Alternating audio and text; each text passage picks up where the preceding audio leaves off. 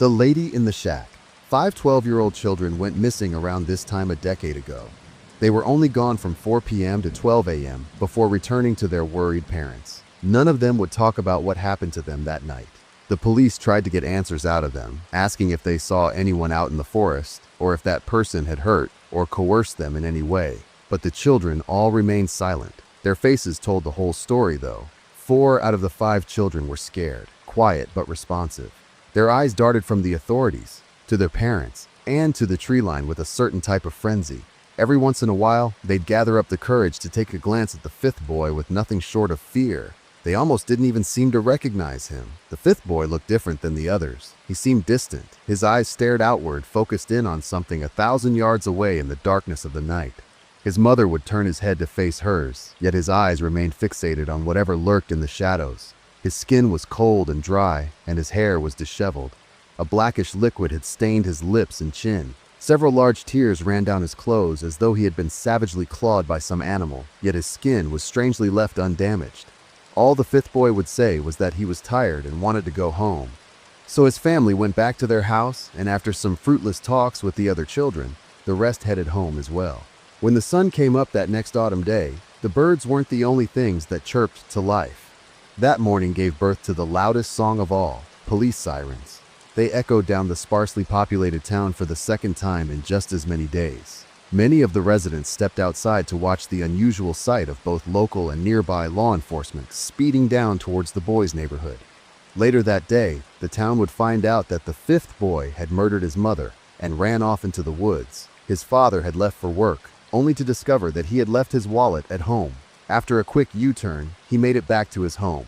As soon as he entered, he knew something was off. He smelled death. In a blind rush, he ran to the home's kitchen to discover his son holding a kitchen knife. His mother was lying under him, blood bubbling out of fresh wounds. 42 times the boy had stabbed his mother. His boy looked at him and asked, "Dad, what have I done?" before running out the back door of the kitchen with tears in his eyes. The father didn't chase him. He stayed with his wife until police arrived. It didn't take long to find the man's son. About 100 yards into the tree line, the boy's body lay, tangled up in bushes and tree branches. The boy had stabbed himself in his abdomen for an unknown reason. With one hand, he clenched the knife, and with the other, he had strewn his innards about. The responding officer said it looked like the boy was trying to get something out of him, or make space in his body for something else. Carved into a tree nearby were the words, "I'm so sorry, Dad, it's all over." The sheriff of the town, and one of the 4 remaining boys' father, immediately went home to talk to his child. He had a strong feeling that whatever happened the night before was the cause of this whole mess. For the longest time, the lifelong officer couldn't get anything out of his son, not until he told him what happened to his friend. Like a switch getting flipped on, his son began talking. That boy's name was Sam. Sam, Ross, Jordan, Kane, and Tyler had been playing in the backyard of Sam's home while his father was away at work. Just behind the backyard lay miles upon miles of forests. Around mid-afternoon, the boys had thoughts about going home for the day.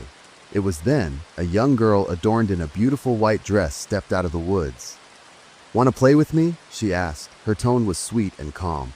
The boys had never seen her anywhere else before. Sam spoke up first. "Sure, what do you want to play?" he asked, smiling at the pretty young girl. She flashed a pleased smile before spinning around and sprinting off into the woods.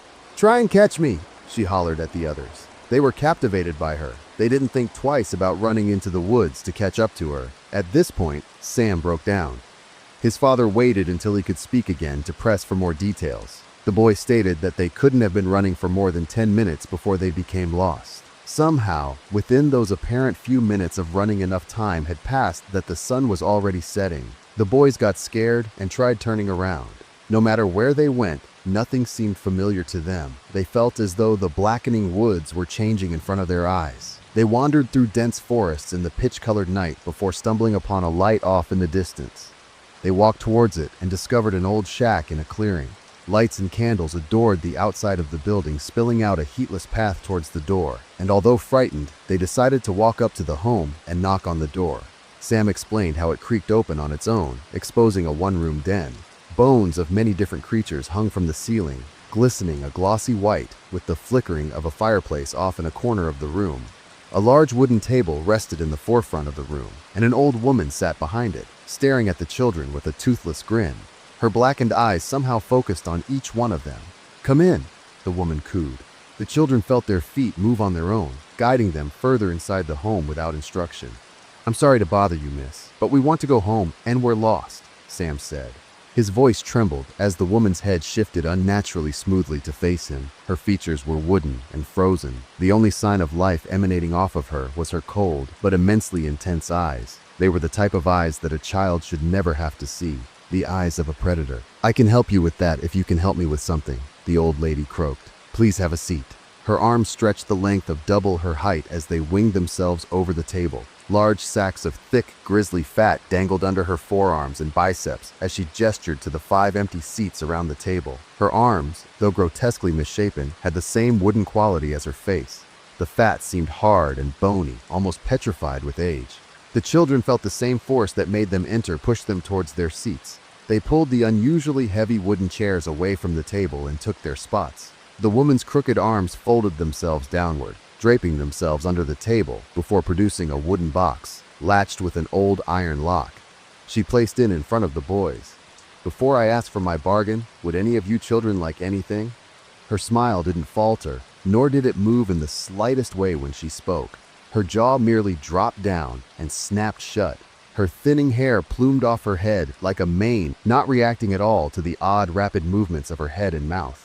The children looked at each other and shook their heads. Each of their eyes begged for someone to take the lead, to run away, but no one did. It felt like their legs were useless under their small frames. "Good, then let me begin."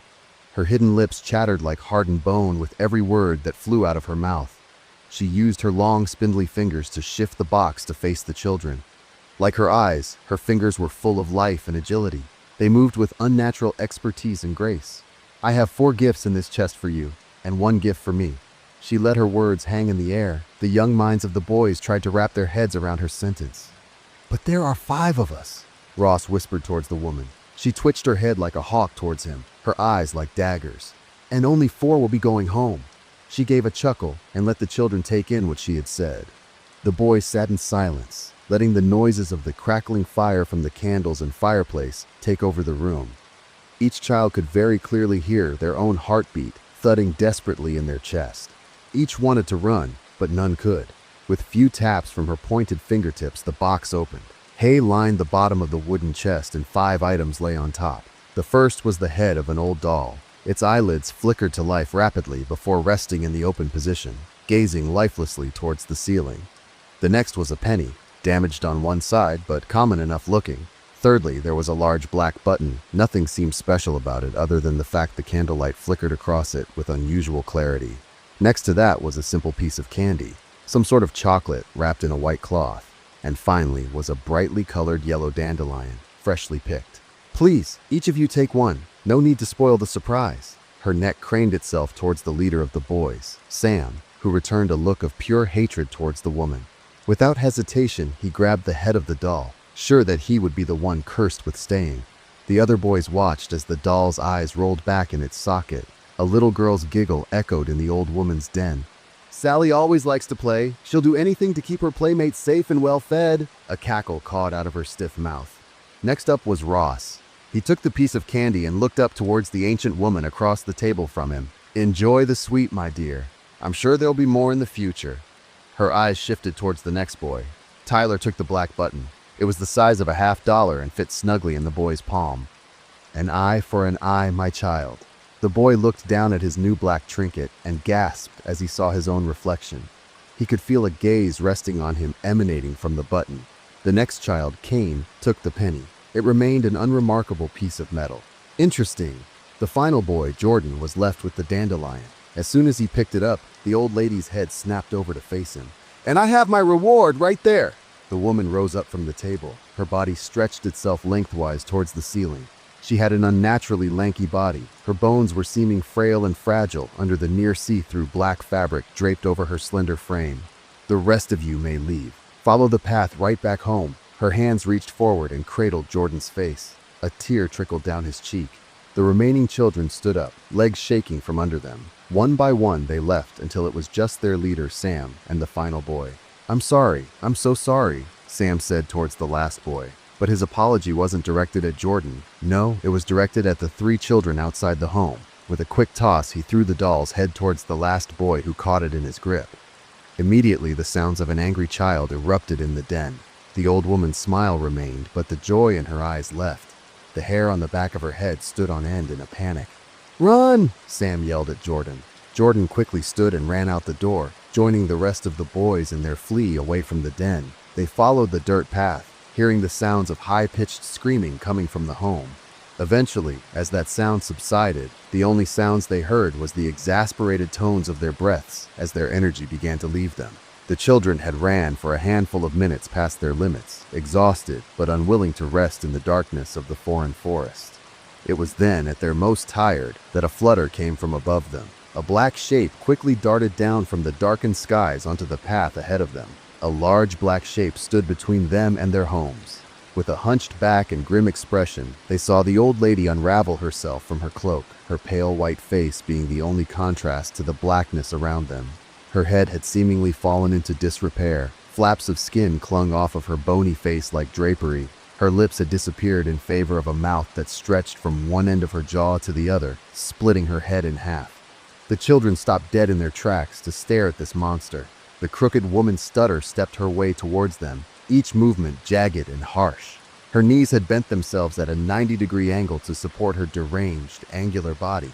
"How dare you!" she screeched. "I only wanted you." She pointed out one of her long fingers towards the last boy in line. Jordan froze. Whether it be from fear or some unnatural force, he stopped dead in his tracks.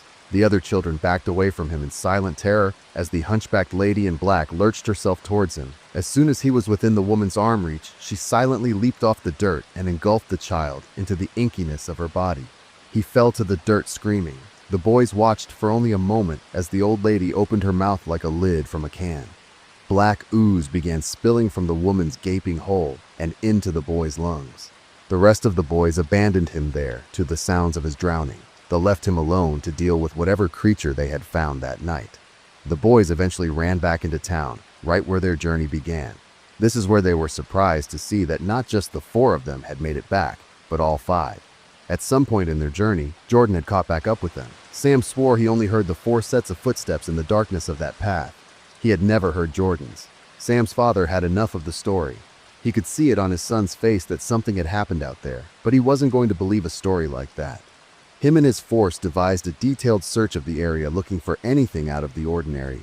They never found a path, a cabin, or a missing girl. After months passed and nothing happened, they dropped the case.